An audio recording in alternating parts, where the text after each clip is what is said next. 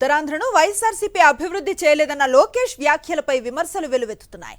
లోకేష్ కళ్ళుండే చూడలేని కబోదిలా మాట్లాడుతున్నారని ఉత్తరాంధ్ర ప్రజలు ఆగ్రహాన్ని వ్యక్తం చేస్తున్నారు. సీఎం జగన్ చేసిన అభివృద్ధి లోకేష్ కంటికి కనిపించడం లేదా అని ప్రశ్నిస్తున్నారు. ఉద్దానం సమస్యకు శాశ్వత పరిష్కారం, మూలపేట పోర్ట్, భోగాపురం ఎయిర్పోర్టు పనులు కనిపించడం లేదా అని నిలదీస్తున్నారు. ఇన్ఫోసిస్, యకోహామా వంటి అంతర్జాతీయ పరిశ్రమలు విశాఖకు రావటం వాస్తవం కాదా అంటున్నారు. విశాఖను పరిపాలనా రాజధానిగా అడ్డుకున్నది మీరు కాదా అని లోకేష్ను అడ్డిగి పారేస్తున్నారు. హుద్హుద్ సమయంలో భూ రికార్డులను ట్యాంపరింగ్ చేసింది టీడీపీ నాయకులేనని అంటున్నారు. లోకేష్ వీటన్నింటికీ సమాధానం చెప్పాలని డిమాండ్ చేస్తున్నారు. నారా లోకేష్ కళ్లున్న కబోదిలా వ్యవహరిస్తున్నారని ప్రభుత్వ విప్ కరణం ధర్మశ్రీ విమర్శించారు. లోకేష్ కు బుద్ధిమాంద్యంతో పాటు రెటినా సమస్య కూడా ఉంటుందని చెప్పారు.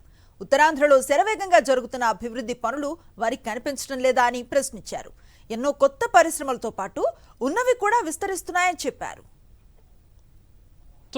విశాఖపట్నంలో ఉన్నటువంటి భూములన్నీ హుదూద్ తుఫాను పేరుతో 5,000 ఎకరాల భూమిని, 5,000 కోట్లు విలువైనటువంటి భూముల్ని కబ్జా చేసినటువంటి తెలుగుదేశం నాయకుల్ని అడిగితే సరిపోతుంది. మనం వచ్చిన తర్వాత, అధికారంలోకి వచ్చిన తర్వాత ఆ భూములు వెనక్కి తీసుకునేటువంటి పరిస్థితి ఒకటైతే, ఇంతవరకు లోకేష్ పప్పు అని అనేవారు. అంటే దద్దమ్మ, ఆయనకేం తెలియదు, నాలిక మందం, ఒళ్ళు మందం, కళ్ళుండి కబోదిలాగా కనిపించట్లేదా ఏంటో, నాకు రెటీనా ప్రాబ్లం ఏమో అనుకుంటున్నాను ఆయనకి, లోకేష్కి. కారణం ఏంటంటే నాలిక తిరగదు భాష మాట్లాడదాం అంటే, అక్కడ ఉన్నటువంటి బుద్ధిమాంద్యం ఓ పక్క, ఇది కళ్ళు అందం ఈ రోజు అనేది తేటతలం అయింది. విశాఖపట్నం కానీ ఉత్తరాంధ్ర కానీ అభివృద్ధి జరిగింది ఒకసారి చూస్తే వాళ్ళకి తెలుస్తుంది. భోగాపురం ఎయిర్పోర్ట్ తాలూకా అభివృద్ధి కార్యక్రమాలు ఎలా జరుగుతున్నాయో ఒకసారి వెళ్ళి చూడండి, చూస్తే తెలుస్తుంది కదా భూములన్నీ ఎంత వేగవంతంగా పనులు జరుగుతున్నాయని.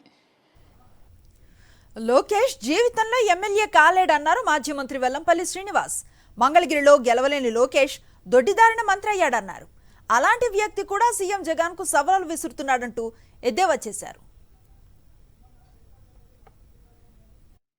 ఇంతకుముందు మీ నాన్న కాంగ్రెస్ పార్టీ కలిసి 16 నెలలు చేయని తప్పుకి మీరు ఆయన ఇబ్బంది పెట్టినా కానీ ఆయన ఏమాత్రం కూడా దడవకుండా బెడవకుండా సొంతంగా పార్టీ పెట్టి ఈరోజు 151 మంది ఎమ్మెల్యేలతో 23 ఎంపీలతో ఈరోజు ఆయన పరిపాలన చేస్తున్నాడు. నీ జీవితంలో నువ్వు ఎప్పుడైనా సరే నువ్వే మంగళగిరిలో గెలవలేకపోయావు, నువ్వు జగన్ గారి మీద సవాలేశ్వరం ఏంట్రా బాబు, నువ్వు నీ కెపాసిటీ తెలీదా? ఏదైతే జగన్మోహన్ రెడ్డి గారు నుంచోబెట్టిన అభ్యర్థి మీద ఓడిపోయిన వ్యక్తివి జగన్మోహన్ రెడ్డి గారిని లోపలేస్తావు. ఏంటి లోపలేసేది? నీ జీవితంలో నువ్వు అసెంబ్లీలో కూడా అడుగు పెట్టలేవు. మీ నాన్న ఏదో నామినే మన దొడ్డిదారిన మంత్రి చేసి ఎమ్మెల్సీ చేసి లోపలికి వెళ్ళే తప్ప నువ్వు జీవితంలో ఎమ్మెల్యేగా గెలవలేవు, అసెంబ్లీలో అడుగు పెట్టలేవు. నువ్వేంటి ఆయన బెదిరించేది? జగన్మోహన్ రెడ్డి గారు ఏమన్నా నారా లోకేష్ అనుకున్నావు భయపడతానికి ఆయన భయపడతాడు. మీ నాన్నకే భయపడ్డు నువ్వెంత బాబు మాట్లాడితే దానికి. అదేవిధంగా మాట్లాడితే రెడ్ బుక్ అంటో, గ్రీన్ బుక్ అంటో, ఎల్లో బుక్ అంటో, ఏం బుక్ అయితే మాకు ఉపయోగం ఉందిరా? దాంట్లో ఏం చేస్తావు నువ్వు?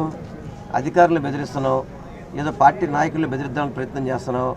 నీ దగ్గరికి ఏదైనా 1-6 వస్తే నువ్వేదో బాగా రెపరెపలాడుతున్నావు. మా దగ్గర మిగిలిపోయిన స్క్రాప్ అనే దగ్గరికి వస్తారు బాబు. జగన్మోహన్ రెడ్డి గారు వద్దు అనుకున్న వాళ్ళు మీ దగ్గరికి వస్తారు, గుర్తుపెట్టుకో. జగన్మోహన్ రెడ్డి గారు వద్దంటే అర్థం ఏంటి? ఇక్కడ స్క్రాప్ కాబట్టే కదా. ఇవన్నీ కూడా ఏదో పైపైన ఇది మెరుపులు చూసి లేదో అయిపోతావు అనుకుంటున్నామో. జీవితంలో నువ్వు ఎమ్మెల్యే కాలేవు. ఈసారి కుప్పంలో కూడా మీ నాన్న ఓడిపోతున్నాడు. మీ బ్రదరు పవన్ కళ్యాణ్ కూడా ఎక్కడ పోటీ చేస్తాడో తెలియదు. ముందర మీరు గెలవడానికి ప్రయత్నం చేయండి తప్ప ఏదో రాష్ట్రంలో ప్రభుత్వం ఏర్పడింది మాత్రం మీరు కనబాకండి.